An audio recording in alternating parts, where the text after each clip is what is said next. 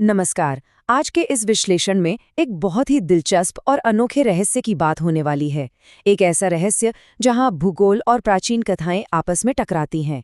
तो बिना किसी देरी के चलिए सीधी इस कहानी में उतरते हैं। अच्छा, जरा सोचिए। भारत की ज्यादातर नदियां पूर्व की ओर यानी ईस्ट की तरफ बहती हैं, है ना? लेकिन नर्मदा नदी बिल्कुल उल्टी दिशा में पश्चिम की ओर क्यों बहती है? सुनने में ये सिर्फ एक साधारण सा ज्योग्राफिकल फैक्ट लगता है, लेकिन इसके पीछे भावनाओं, धोखे और स्वाभिमान की एक बहुत ही कमाल की कहानी छिपी है। देश की बाकी नदियां एक ही रास्ते पर चलती हैं, पूर्व की तरफ, और फिर आती है नर्मदा, जो पूरे गर्व के साथ पश्चिम की ओर बहती है। इस अनोखे भौगोलिक बदलाव के पीछे की जो कहानी है ना, वो किसी फिल्मी ड्रामे से कम नहीं है। आज इसी कहानी को हम बिल्कुल आसान और मजेदार तरीके से समझने वाले हैं।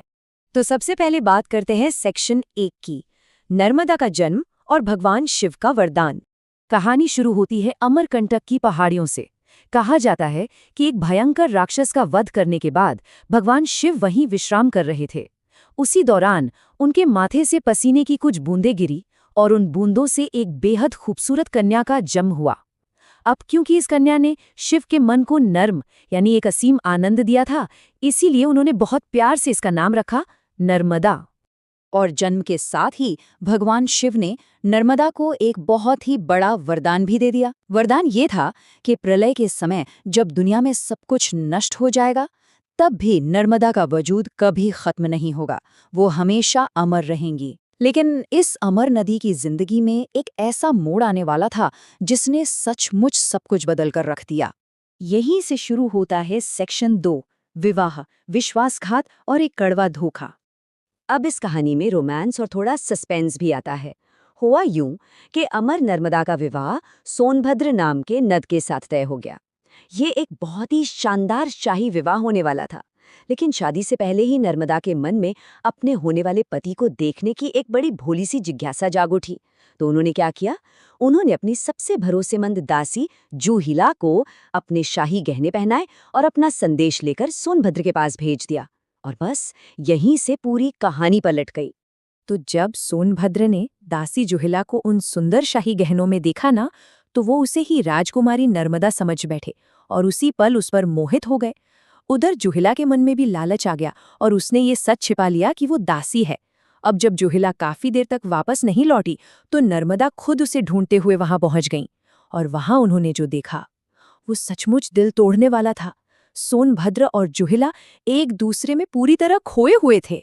अपने प्रेमी और अपनी ही सबसे खास दासी का ये कड़वा धोखा देखकर नर्मदा बहुत गहरे गुस्से और स्वाभिमान से भर उठी। आइए अब देखते हैं सेक्शन 3, स्वाभिमान का मार्ग और पश्चिम की ओर मुड़ना। इतने बड़े धोखे के बाद कोई भी टूट सकता था, लेकिन नर्मदा कमजोर नहीं पड़ी। इसके बजाय उन्होंने एक बहुत ही कड़ा प्रण लिया। मैं अब कभी विवाह नहीं करूंगी और अपनी राह पर अकेली ही चलूंगी। हमेशा के लिए कुमारी यानी अविवाहित रहने का जो ये कठोर फैसला था ना, असल में यही हमारे उस बड़े भौगोलिक रहस्य का सबसे अहम जवाब है। उन्होंने सिर्फ उस रिश्ते को ही नहीं तोड़ा, बल्कि अपनी जिंदगी का पूरा रास्ता ही बदल डाला। सबसे पहले तो उन्होंने सोनभद्र को हमेशा के लिए ठुकरा दिया और फिर अपना मार्ग पूरी तरह बदल लिया। सोनभद्र पूर्व की ओर बहते थे, तो उनका विरोध करते हुए नर्मदा बिल्कुल विपरीत दिशा में मुड़ गई। पूरे स्वाभिमान के साथ, बिल्कुल एक अटूट दृढ़ निश्चय के साथ, वो उल्टी दिशा में यानी पश्चिम की ओर बहने लगी।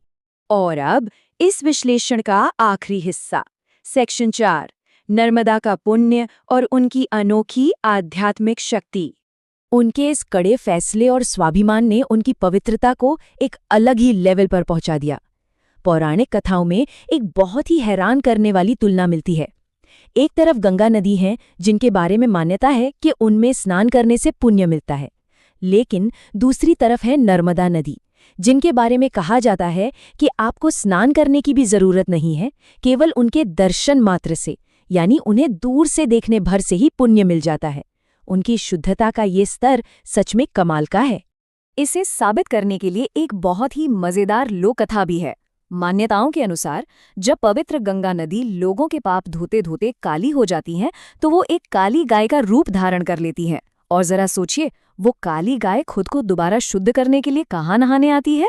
जी हाँ, स्वयं नर्मदा नदी में। ये रहस्यमयी और दिलचस्प कहानी साफ बताती है कि पुरानी कथाओं में नर्मदा को कितना शक्तिशाली और पवित्र माना गया है। तो अगर इस पूरी कहानी का निचोड़ निकालें तो नर्मदा नदी की ये कहानी असल में उस स्त्री की कहानी है जिसने धोखे के आगे झुकने से साफ इनकार कर दिया और अपनी राह खुद चुनी।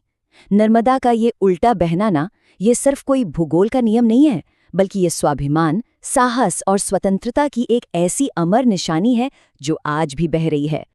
तो अगली बार जब कोई नदी किसी रास्ते से गुजरती हुई दिखाई दे तो एक पल रुक कर जरूर सोचिएगा, क्या पता उस शांत पानी के नीचे स्वाभिमान और स्वतंत्रता की ऐसी ही ना जाने कितनी और कहानियां छिपी हों। प्रकृति के इन्हीं रहस्यों और कहानियों के इस विश्लेषण से जुड़ने के लिए बहुत बहुत धन्यवाद।